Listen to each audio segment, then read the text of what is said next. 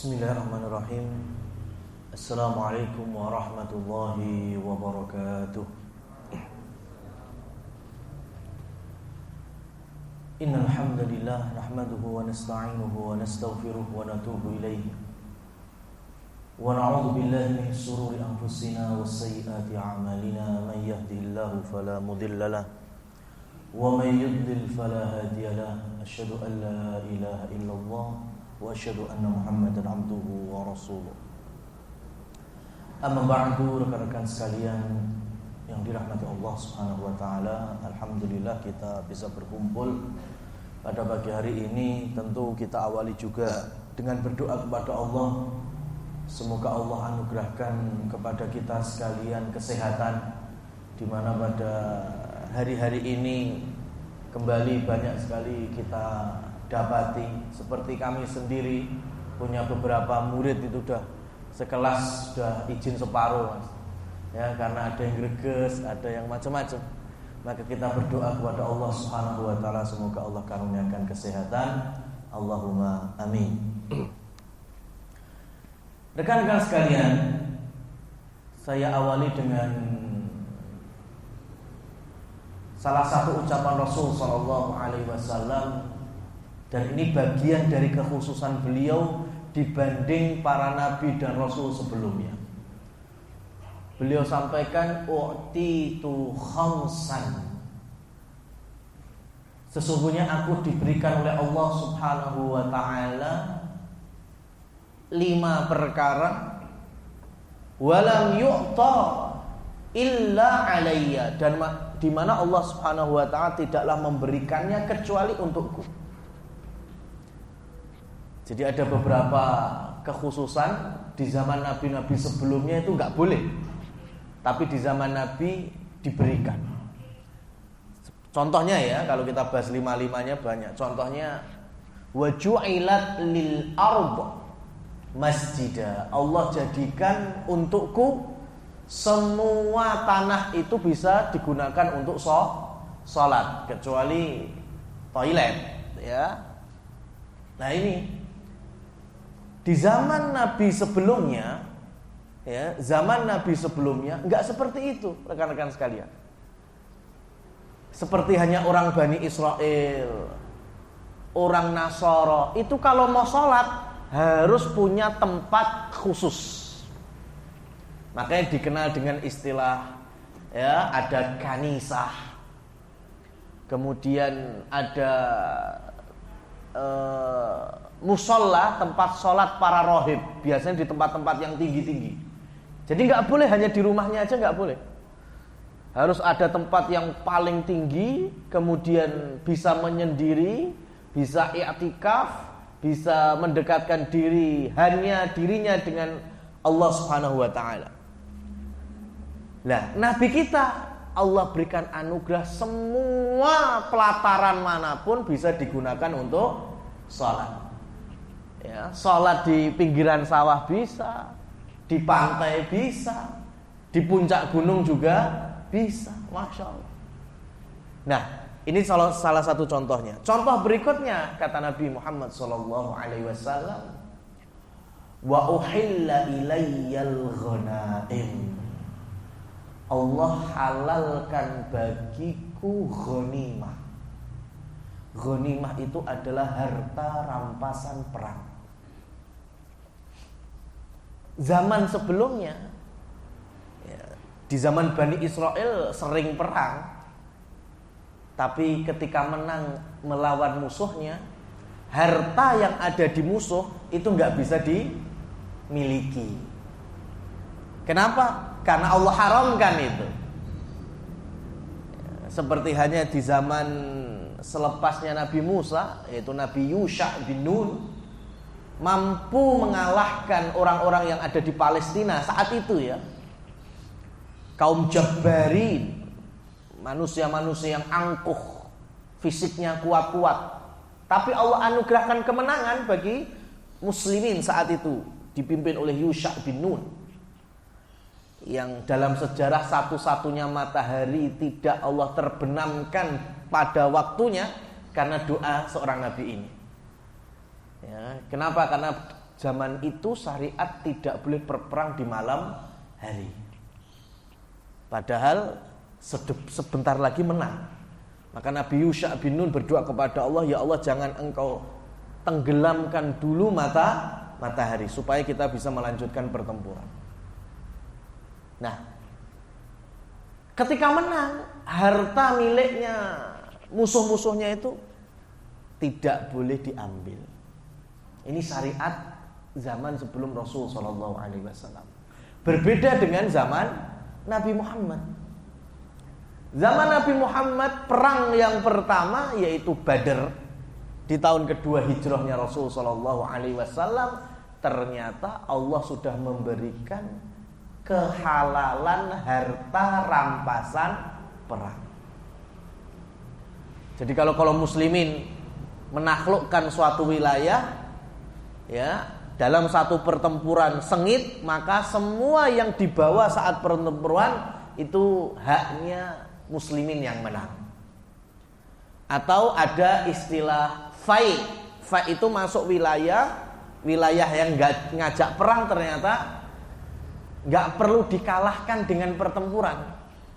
Ya, masuk aja kemudian sudah kabur semuanya itu. Nah, itu harta fai yang ada di dalamnya itu. Wah, itu juga dimiliki oleh Rasul Shallallahu Alaihi Wasallam. Allah yang mengizinkan itu.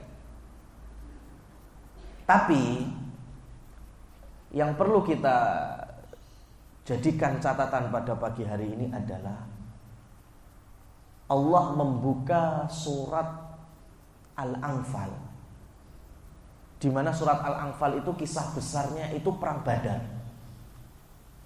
Perang Badar itu perang yang kaum muslimin menang perdana. Di bulan Ramadan, kemenangan pertama, peperangan pertama. Dikenal dengan istilah Yaumul Furqan, hari pembeda antara yang hak dan yang batil, antara yang tauhid dengan yang syirik. Tetapi unik, kalau kita ngaji sirahnya, maka namanya perang itu mesti kronologisnya dari sebabnya, dari awalnya, dari muqaddimah perangnya sampai akhir. Tapi kalau kita ngaji Quran, bahas perang Badar, Allah membuka dalam surat Al-Anfal dengan ayatnya yas'alunaka 'anil anfal. Mereka bertanya kepadamu, hei Muhammad, terkait dengan harta rampasan perang. Allah membuka ayatnya dengan itu. Ya, jadi kronologis kalau dari Al-Quran itu modelnya flashback. Dari akhir baru nanti cerita awal perangnya. Ya, kalau kita cerita biasanya kan dari awal sampai akhir, ini dibalik. Dan ini gak sembarangan, karena Allah Subhanahu wa ta'ala ingin mengajarkan kepada hamba-hambanya. Perhatikan dengan baik, awal kemenangan kaum muslimin ternyata memicu kekalahan mereka. Ya, awal kemenangan itu menjadi pemicu kekalahan mereka. Apa itu? Karena mereka baru saja menang, tapi mereka sudah mulai bertanya-tanya terkait dengan harta rampasan perang. Loh, emang gak boleh? Ya boleh, orang haknya mereka. Sebagaimana tadi kami sampaikan, itu haknya umatnya Nabi Muhammad SAW. Tapi kenapa kok menjadi catatan penting mengawali surat Al-Anfal? Karena para mujahid, ini sekelas sahabat, ya, sekelas sahabat, ini bukan kita. Ini kita berikan contoh manusia terbaik, khairul qurun, sebaik-baik zaman. Para sahabat itu mereka terpecah menjadi 4. Maka setiap kelompok merasa pengen mendapatkan jatah yang lebih dari selainnya. Yang kelompok A, kelompok B, kelompok C, kelompok D, semuanya gitu. Kelompok yang merasa barisan paling awal menginginkan dapat jatah lebih banyak. Kenapa? Karena merasa paling duluan. Kelompok sapu bersih yang paling akhir, yang nanti sampai memastikan musyrikin sudah kabur, sudah gak berani lagi ngelawan, juga menginginkan jatah yang lebih. Kenapa? Karena mereka termasuk pasukan yang bisa memastikan muslimin menang 100%. Kelompok yang C umpamanya, mereka juga minta yang lebih. Kenapa? Karena mereka adalah orang-orang yang senantiasa melindungi Rasul Sallallahu Alaihi Wasallam. Nah ini ghanimah, harta rampasan perang halal, tapi ternyata menjadi pemicu semua kekalahan kaum muslimin dalam pertempuran. Karena ghanimah itu kan dalam pertempuran. Badar sih menang, cuma tadi Allah ceritakan ghanimah ada potensi kaum muslimin kalah. Dan ternyata setahun berikutnya dalam peristiwa Uhud kaum muslimin kalah. Perang Uhud kaum muslimin kalah. Paginya menang tapi siangnya kalah. Kenapa? Karena ketika mereka sudah melihat tentara musyrikin Mekah kocar-kacir, bingung, meninggalkan harta-harta peperangan mereka, maka sebagian para sahabat turun untuk mengambil harta rampasan tersebut. Padahal Rasul sudah mewanti-wanti, jangan apapun yang terjadi, entah kita menguasai medan, entah kita terjepit dalam situasi genting apapun, yang bagian atas jangan sampai turun. Tapi setan, iblis menggoda pasukan yang ada di atas bukit Uhud, melihat ada harta yang melimpah, akhirnya mereka pun khilaf. Kejujuran terhadap harta ini bagian yang tidak bisa dilepas dalam syariat ini. Bahkan dimasukkan ke dalam rukun Islam. Ke dalam rukun Islam. Bayangkan sekarang zakat itu terbagi menjadi dua, ada zakat fitri, ada zakat mal, zakat harta. Bagi siapa? Bagi orang-orang yang wajib untuk mengeluarkannya dan dia jujur terhadap harta tersebut. Jujur dalam arti kalau memang sudah waktunya saya keluarkan, sudah sampai nisabnya, maka saya wajib zakat. Karena zaman Abu Bakar sudah ada orang-orang yang merasa tidak wajib mengeluarkan zakat. Kenapa? Karena dia nggak jujur sama dirinya sendiri terkait dengan harta. Nah, maka kalau dahulu seorang mantan budak dari Badui datang kepada Rasul Sallallahu Alaihi Wasallam, kemudian masuk Islam, bersahadat di hadapan beliau, kemudian bagus sholatnya, bagus ibadahnya, sampai ikut beberapa peperangan bersama Rasul. Kemudian Rasul berikan jatah tadi, harta rampasan, ini jatahmu. Ditolak sama Badui tadi. Enggak. Wallahi mattaba'tuka bihadza. Demi Allah, aku tidaklah mengikutimu, Rasul, bukan karena ini. Aku ini bersahadat, aku ini menjadi sahabatmu, bukan perkara harta rampasan, bukan perkara harta ini. Enggak, saya enggak butuh ini. Saya itu malah butuh ketika perang, di dadaku ini nancap panah dan aku syahid karena itu. Kata Rasul sallallahu alaihi wasallam, "In tasduq shadaqallahu alaik." Selagi engkau jujur, Allah pasti mengetahui niatmu itu. Ya. Dan ternyata Badui ini jujur, Mas. Nantinya termasuk sahabat yang syahid. Lihat, sahabat dulu itu beberapa kali mendapatkan nasihat-nasihat kejujuran dari Rasul sallallahu alaihi wasallam. Kenapa? Karena karakter ini yang tidak akan lepas di setiap masa dan di setiap lingkungan. Jujur itu mesti baik, mesti. Mau zaman kapanpun, mau wilayah manapun, modal jujur itu modal yang gak bisa diburuk-burukkan. Ya. Mungkin dengan adanya kecanggihan teknologi ada perubahan karakter, ada perubahan skill. Tapi kalau modal jujur itu dari zaman ke zaman, ya, itu sudah pakem yang nggak boleh ditinggalkan. Sebaliknya, ya, lawan dari jujur yaitu tidak amanah, tidak jujur, bohong, dusta. Kalau zaman Nabi orang-orang munafik, ya, orang yang paling susah Rasul bersikap itu kan orang yang nggak jujur masalahnya.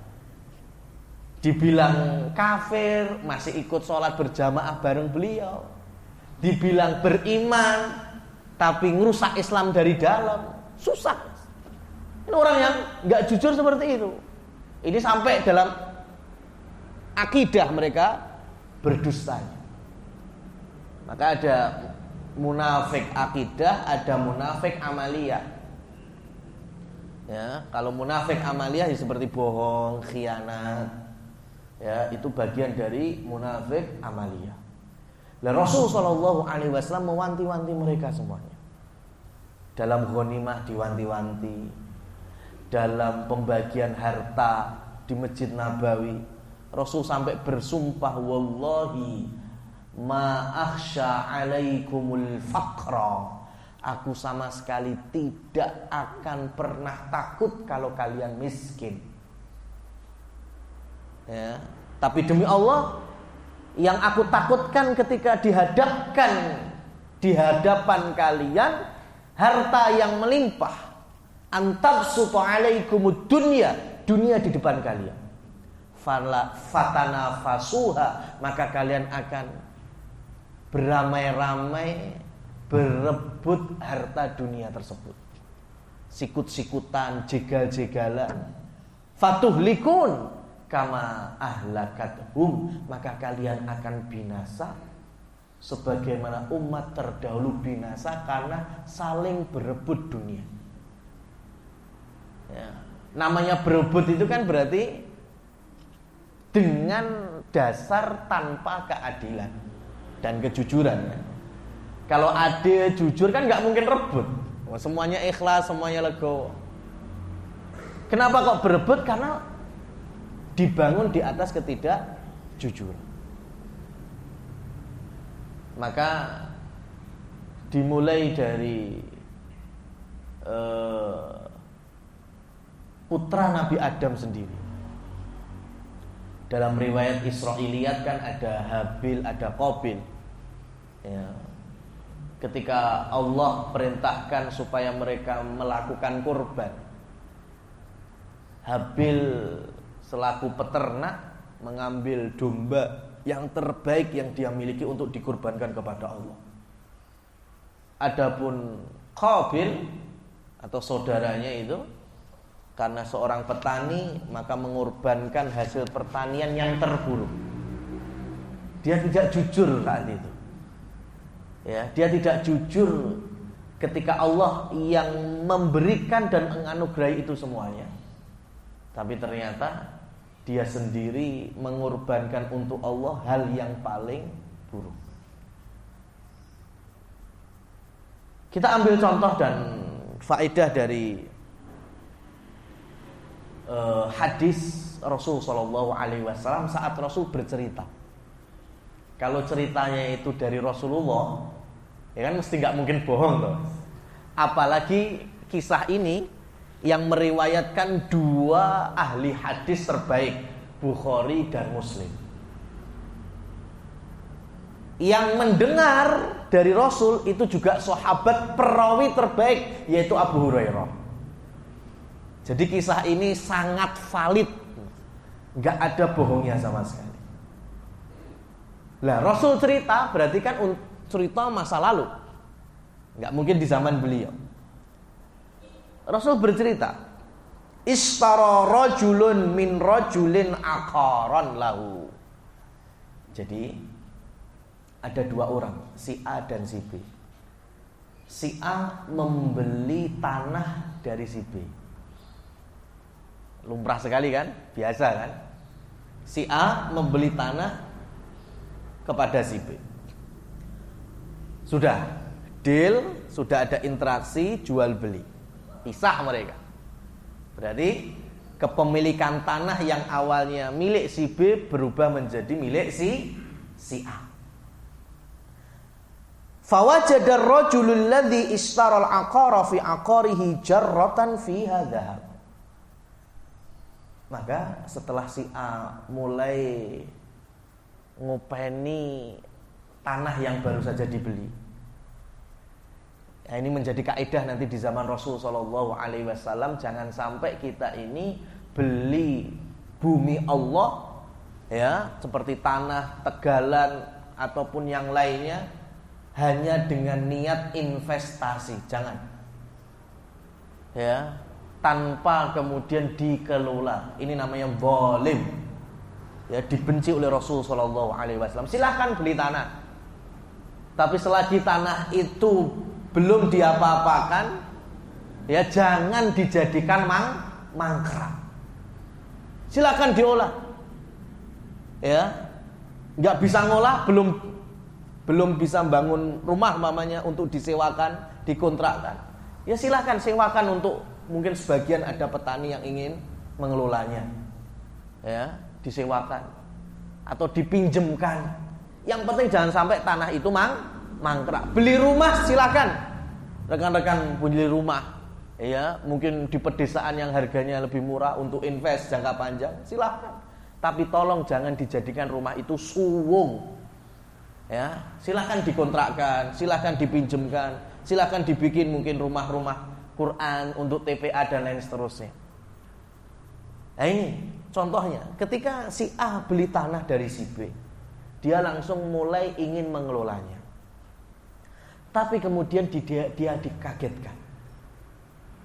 Karena ketika dia sedang menggali tanah, apa bahasa kita mas?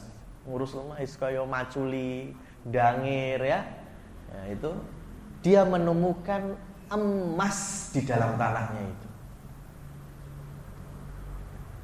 Menemukan emas. Faqala lahu alladhi ishtaral aqar khudh dhahabaka minni innamastaraitu minkal ardo. Maka diambil beberapa emas itu yang ada di dalamnya. Kemudian mencari si B yang dulu menjadi tanahnya itu, dibeli sama dia. Maka dia bawa emas itu ke B dan menyerahkan emasnya. Coba mas, zaman saiki enek ora ngono kan? Ya kan? Apa meneh arep ngabari sing duwe lemah biyen tonggone keluargane aja nggak mungkin dikabari.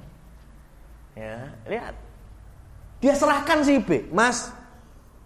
Saya ngelola lemah yang saya beli dari sampean kok ada emasnya. Ini saya serahkan emas sampean karena saya belinya cuma tanah bukan emas. Masya Allah. Lihat nih, jujurnya orang dulu itu ketika tahu ini bukan haknya, dia ngerasa ini bukan haknya. Saya beli kok cuma emas kok. Saya beli cuma tanah, ada emasnya, berarti emasnya bukan milik saya. Miliknya pemilik tanah sebelumnya. Maka dikasih ke B-nya. Masya Allah. Kemudian faqala alladhi syaral ardo innama bi'tukal ardo wa ma fiha. Si B kemudian berkomentar, Mas gini, saya ini kan jual tanah ke sampean. Namanya saya jual itu tanah dan segala isinya. Masya Allah. Lihat nih, dua-duanya orang soleh, dua-duanya orang jujur mas. Gak mau ngambil selain hak yang dia miliki. Bagi si B, loh itu kan tanah udah saya jual ke kamu. Namanya saya jual berarti saonoe neng lemah, mbuh kuwi nang isore, ya, mbuh kuwi nang dhuwure, itu kan hak sampean. Kalau bahasa kita mungkin wis rezeki sampean, Mas. Ya. Lihat, si A merasa ini bukan haknya emasnya, si B juga ngerasa ini bukan haknya emasnya. Faqala fatahakama ila rajulin faqala alladhi tahakama ilaihi alakuma walad faqala ahaduhuma li ghulam. Maka berikutnya dua orang ini akhirnya berselisih pendapat. Ontok-ontokan, Mas. Ontok-ontokan duit tapi emas, tapi bukan untuk mereka loh ya, malah untuk orang lain. Udah ini emas sampean, bukan ini emas sampean, terus gontok-gontokan. Sampai akhirnya mencari keadilan terhadap hakim saat itu. Sampai tahakama, ya, mencari keadilan hakim. Dan hakimnya betul-betul adil saat itu. Hakimnya bilang, sudah, kalau kalian sama-sama ngeyel, merasa tidak berhak atas emas tersebut, sudah, bilang, tanya ke si A, hakimnya, sampean punya anak? Ya, saya punya anak. Bilang ke si B, sampean punya anak? Ya, saya punya anak. Si A, anak sampean ada yang laki-laki? Ada yang perempuan? Iya, anak saya ada laki-laki, ada perempuan. Si B, kamu punya anak laki-laki perempuan? Iya, saya punya anak laki-laki, anak perempuan. Ya sudah, saya cuma minta salah satu dari kalian saja. Yang anaknya dari si A laki-laki, boleh enggak kalau menikah dengan putrinya si B? Kata hakim gitu. Maka dua orang ini bertanya lagi, untuk apa ya hakim? Gini, kan kalian ini kan lagi gontok-gontokan sopo yang berhak mengambil emasnya. Yang dulunya awalnya hakmu si B, sekarang udah dibeli si A, jadi haknya si A. Ya. Maka kalau kalian tidak saling menerima, saya ingin menikahkan antara putra Anda dengan putra Anda, tapi maharnya adalah emas yang tadi di dalam tanah itu. Disepakati apa enggak? Sepakat. Ya, sepakat. Akhirnya laki-laki si A, ya, dari putra si A tadi menikahi putri si B dengan mahar apa? Emas. Akhirnya emas itu bukan miliknya si A dan si B, tapi miliknya kedua anak masing-masing mereka. Dikasihkan si A untuk dijadikan mas kawin atau mahar si B. Selesai. Ya, selesai. Ini cerita dari Nabi Muhammad SAW. Dan Allah memuji mereka berdua. Bahkan kalau nanti rekan-rekan pernah membaca hadis di zaman sebelum Rasul SAW, ada pemilik kebun, ya, pemilik kebun yang kebunnya itu Allah anugerahkan hujan terus, air terus, artinya subur. Ya, kemudian ditanami apa saja tumbuh dan panen dengan baiknya. Ada kebun yang lainnya itu musim hujan memang ada hujan, tapi musim kemarau yang nggak turun hujan.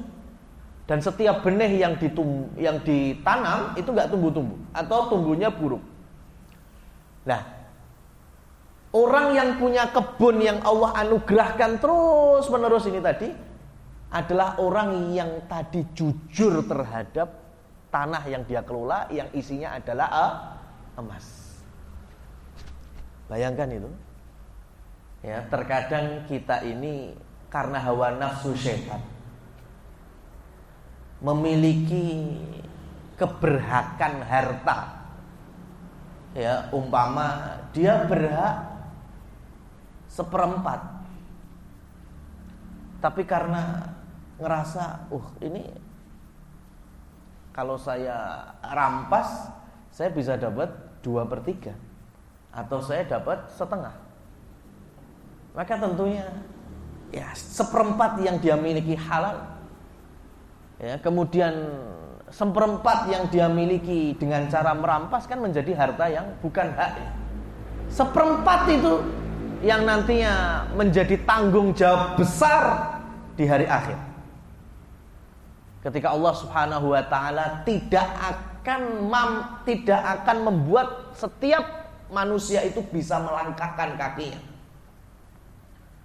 Jadi kita ini besok di depan hari pembalasan, ya, hari perhitungan amal, setiap manusia berdiri tegak, tidak ada yang bisa berjalan mau apalagi kabur. Kaki kita terhenti hatta yus'ala an arba', sampai kita ditanya 4 perkara. Dan 4 perkara itu salah satu poinnya itu beranak, Mas. soalnya itu jadi 2. Kan harusnya 4 soal. Ya, salah satunya itu terkait dengan harta, itu soalnya 2. Yang masalah waktu kan, kemana waktumu kamu gunakan, ya, masa mudamu, ya, ketika sehatmu kamu gunakan apa. Tapi terkait dengan harta itu ada 2 soal. Min aina tasaba wa ilaina anfaqa. Ada 2 poin. Dari mana engkau dapatkan, kemana kamu keluarkan. Jadi bicara harta itu nggak cuma bicara inputnya saja, outputnya juga menjadi tanggung jawab. Lah kalau ya inputnya halal, outputnya nggak bener aja juga akan masalah. Apalagi output sama input sama-sama nggak bener. Hanya untuk mengambil sekecil dari dunia ini, yang mana dalam hadis sahihnya juga Allah menggambarkan, ya, dunia ini ibarat sayap nyamuk.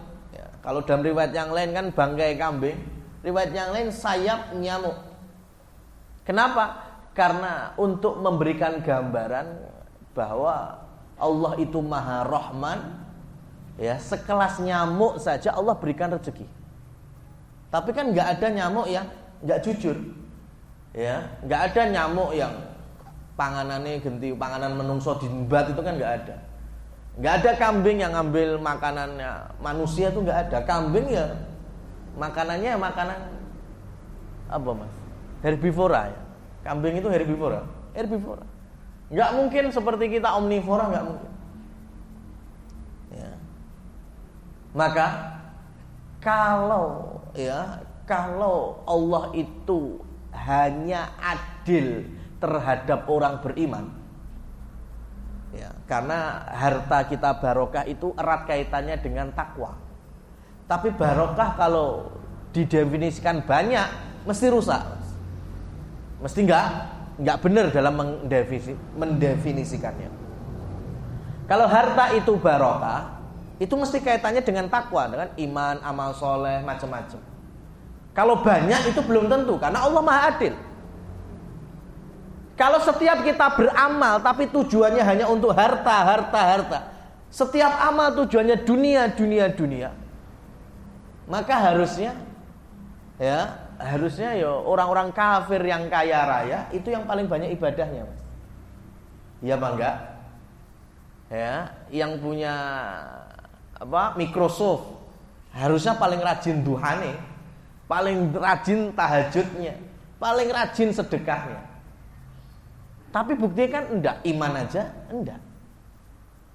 Yang punya Alibaba harusnya kan juga orang yang paling bertakwa, karena hartanya paling banyak.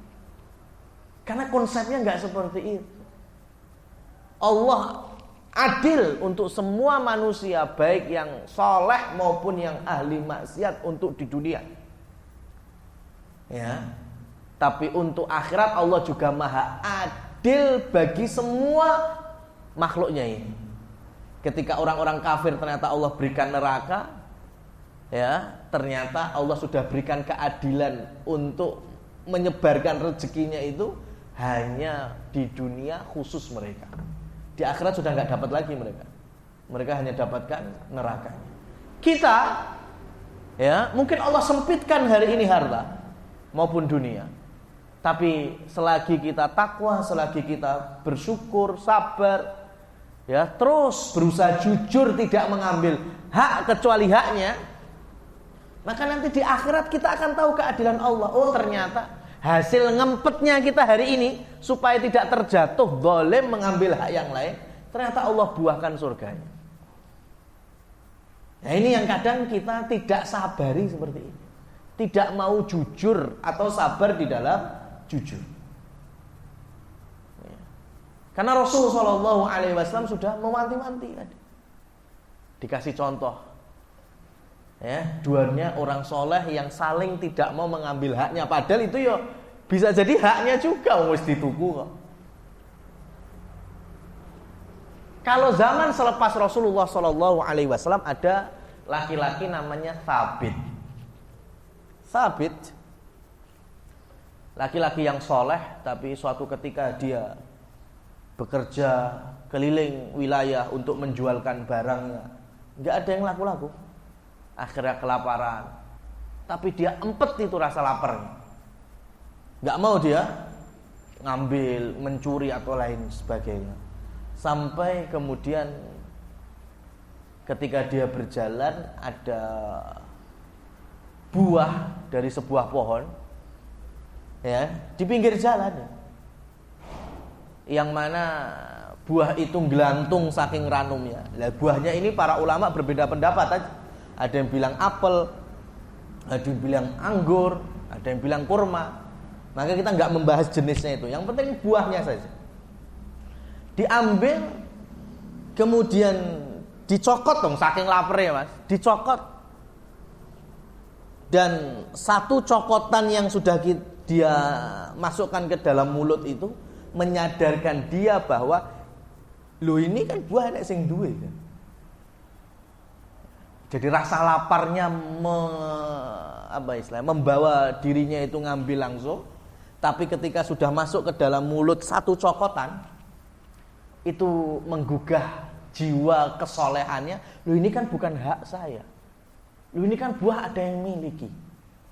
Maka dia hentikan makannya itu, baru satu cokotan. Maka dia cari orang-orang setempat untuk bertanya, yang memiliki pohon buah ini siapa? Ditanya. Sampai kemudian ada yang ngasih tahu, ada yang pemiliknya bapak yang tinggal di pojokan kampung. Didatangi, diketuk pintunya. Kemudian dia diceritakan, intinya minta ridhonya, Pak, pohon sampean yang ada di pinggir jalan sono, buahnya sudah ada yang ranum, mateng, saya lapar, saya ambil.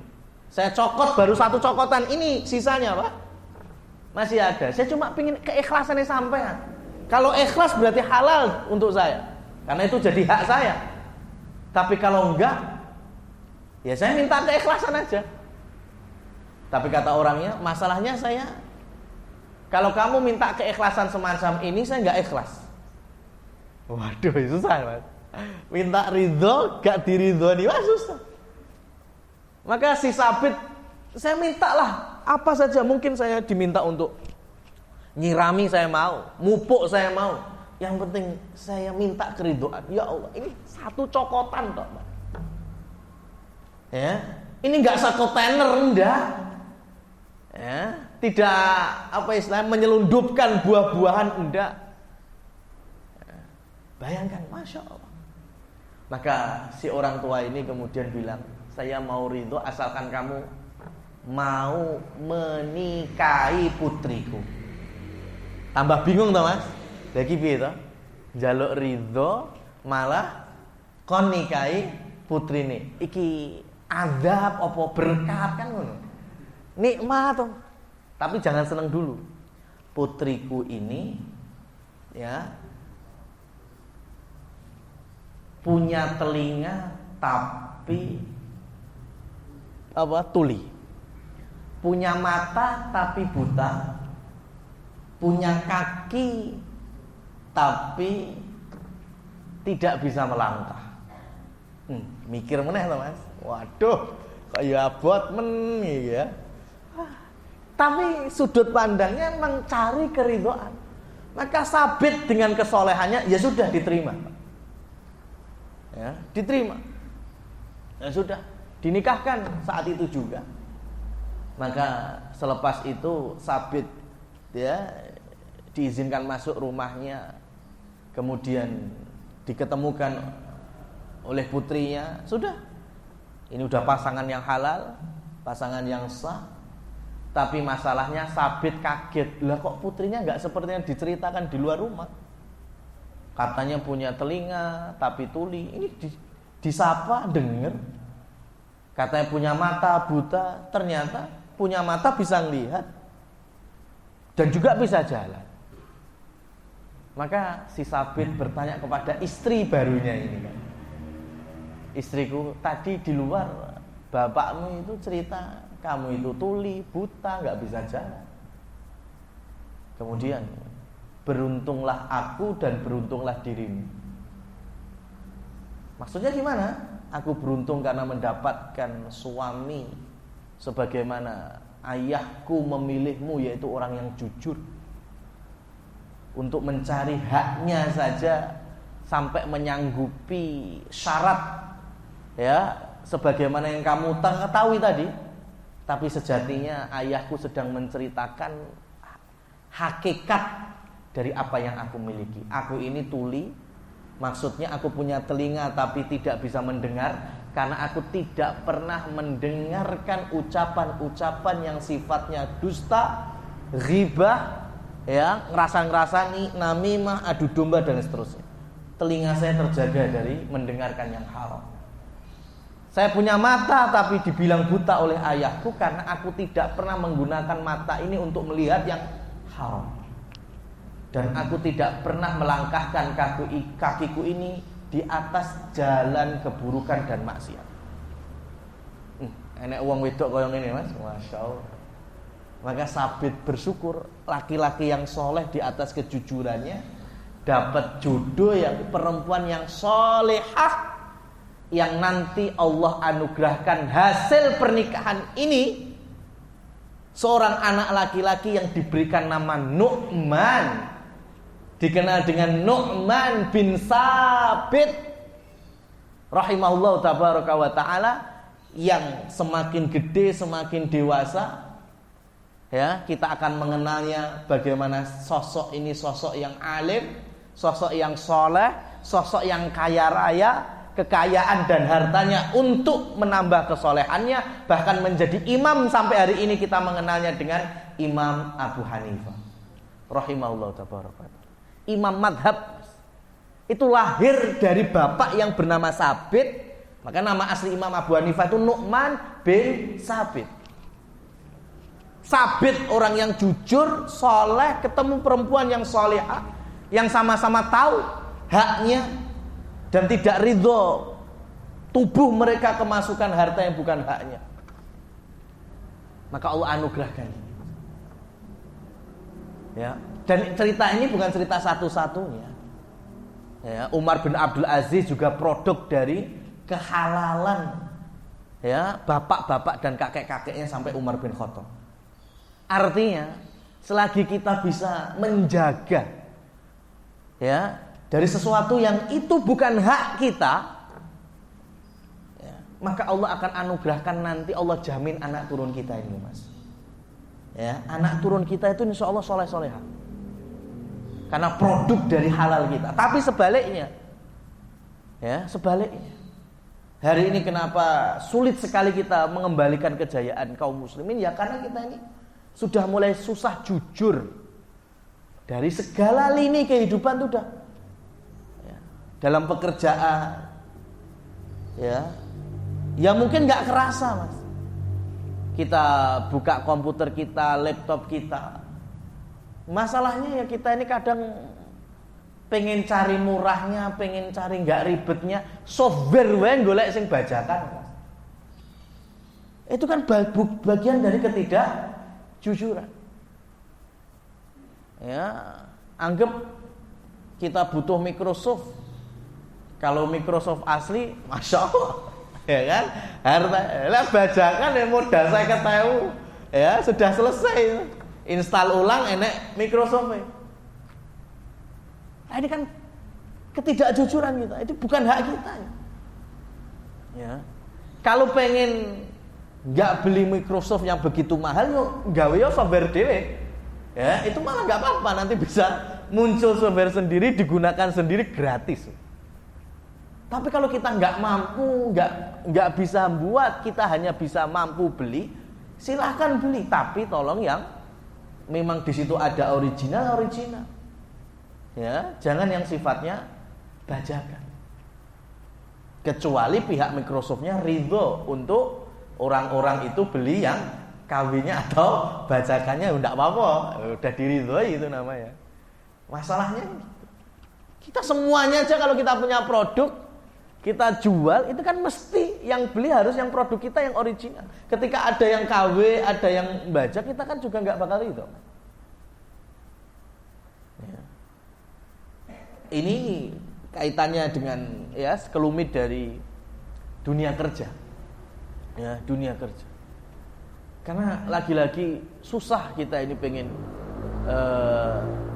jujur ya di lini-lini yang kita nyaris ya ada di tengah-tengahnya. Tapi sekali lagi ya, kalau kita merujuk kepada setiap dakwah para nabi dan para rasul ya, kalau di dalam Quran ya Allah sebutkan bagaimana dakwahnya Nabi Syuaib. Nabi Syuaib itu kan berarti sebelum Nabi Muhammad juga. Beliau berdakwah ya qaumi ubudullah. Sembahlah Allah. Tauhidkan Allah. Berarti semua para nabi, para rasul sama. Ani'budullaha wajtanibut taghut. Jadikanlah kalian itu Allah satu-satunya ilah, sesembahan yang wajib diibadahi. Tapi setelah itu syariatnya macam-macam. Tapi terkait dengan kejujuran sama juga semuanya. Nabi Syuaib bilang kepada umatnya, wa auful mikyala wal mizana bil qisti wala tabkhasun nasa asya'ahum wala ta'thaw fil ardi mufsidin. Genapilah ya atau adillah di dalam takaran dan timbangan. Ini umatnya Nabi Syuaib itu ternyata sudah mulai curang dalam timbangan, enggak jujur itu. Nanti diikuti orang-orang Yahudi Madinah. Dan itu sebab turunnya surat An-Nazi'at. Wan-Nazi'ati gharqa itu. Karena orang-orang Yahudi Madinah itu punya dua takaran. Takaran dia beli sama takaran sama dia jual. Kalau takaran dia beli mesti diluweh nih, digedek nih. Ben entuk akeh. Tapi kalau takaran atau timbangan yang dia gunakan untuk menjual mesti disetting ya luweh titik ya biar keuntungannya lebih besar. Ternyata itu bukan ada di zaman Nabi Muhammad, di zaman Nabi Syuaib sudah ada seperti itu. Ya. Jadi orang-orang yang sudah nggak jujur, pengen ngambil haknya tapi masya Allah dengan cara yang batil. Sampai ketidakjujuran itu di perjalanan wala ta'thaw fil ardi mufsidin. Jadi kampungnya Nabi Syuaib itu kalau ada orang asing lewat itu harus dibegal dulu, Mas. Boleh lewat asalkan bayar berapa duit. Ya. Nah, ini para ulama bersilang pendapat, ada yang menyebutkan 10%, ada yang menyebutkan sampai 30%. Ya, jadi kalau orang lewat itu ada punglinya, ya, ada punglinya itu harus menyerahkan sebagian hartanya. Kalau enggak boleh lewat. Itu semenjak zaman Nabi Syuaib. Lah harta-harta yang batil ini untuk apa? Ya untuk mereka itu tadi, kaumnya yang tidak punya kejujuran di dalam mengais harta. Nah ini kaidah bahwasanya setiap para nabi dan rasul umatnya itu mau yang jujur mau enggak, itu syariatnya tetap sama, Mas. Ya. Jadi umpamanya gini. Syariat Nabi Muhammad SAW mengharamkan daging babi. Syariat Nabi Muhammad kan sampai akhir zaman kan? Daging babi itu haram untuk siapa? Ya untuk yang beriman terhadap Nabi Muhammad dan juga yang tidak beriman dengan Nabi Muhammad. Syariatnya sama. Jangan kemudian lah ini kan ya, orang non muslim ya bagi mereka kan halal. Kata siapa halal? Kalau merujuk ke nabi-nabi mereka sendiri, contohnya yang Nasoro yaitu Nabi Isa, ya, Bani Israel, Yahudi, Zionis, Nabi Musa dan seterusnya, mereka tetap mengharamkan. Bahkan salah satu fungsi diturunkannya Nabi Isa nanti di akhir zaman untuk apa? Untuk membasmi semua salib-salib dan membunuh, menghabiskan babi-babi. Itu menunjukkan kalau syariatnya Nabi Isa mengharamkan babi. Ya, jadi nggak ada orang Muslim ya kemudian jual daging babi alasannya ini kan saya jual untuk konsumen non Muslim. Nggak bisa seperti itu. Ini bagian dari mengambil hak dengan yang batil. Ya. Contoh Nabi Syuaib itu bilang ke siapa? Bukan aja ke umat yang beriman, enggak. Auful mikyal wal mizan bil qisti wala ta'thaw fil ardi mufsidin. Ini untuk orang-orang yang enggak beriman. Kalian meskipun enggak beriman tetap punya kewajiban untuk adil dalam timbangan, tidak boleh ada pungutan liar dan seterusnya. Ya. Jadi yang menjadi apa ya? Enggak pernah selesai, Mas, setiap tahunnya. Antar muslimin aja itu gesekan dari tahun ke tahun enggak pernah selesai.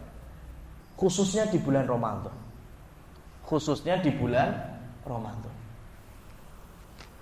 Di bulan Ramadan itu nanti yakin masih ada lagi terkait dengan kaum muslimin ataupun non muslim yang sengaja membuka warungnya di pagi ataupun di siang hari Ramadan.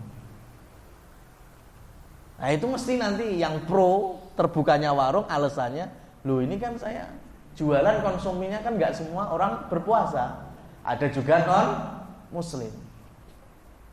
Bahkan nanti yang pro juga bilang, yang muslim dadak eker-ekeran ngurusi warung buka pagi hari siang hari. Ya, mosok dengan melihat warung terbuka kemudian langsung puasanya jadi batal, imanmu tipis. Wah, haula wala quwata illa billah. Bukan itu masalahnya. Karena kaedah wajibnya berpuasa ya, itu di zaman Rasul sallallahu alaihi wasallam untuk orang yang beriman dan yang tidak beriman pun tetap kena syariat itu aslinya.